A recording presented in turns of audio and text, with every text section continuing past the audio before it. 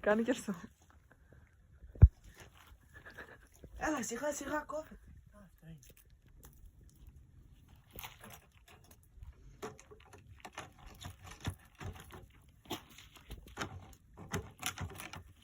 Εδώ πέρα είναι το σπίτι της Έλληνας.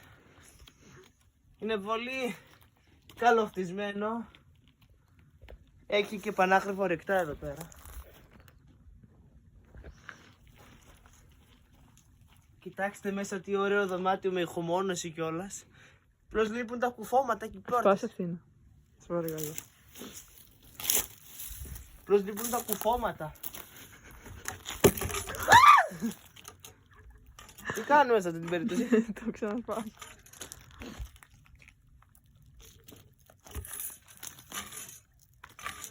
Τράβα το προς τα κάτω ρε μαλάκα.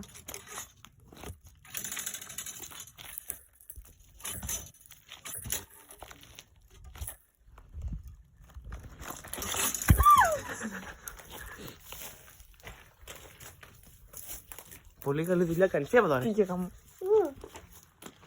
Να το σπίτι, πάνε.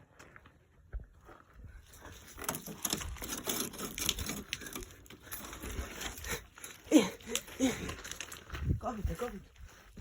Ζεστάθηκε μαλάκα, πήρε φωτιά. Τι άραγε.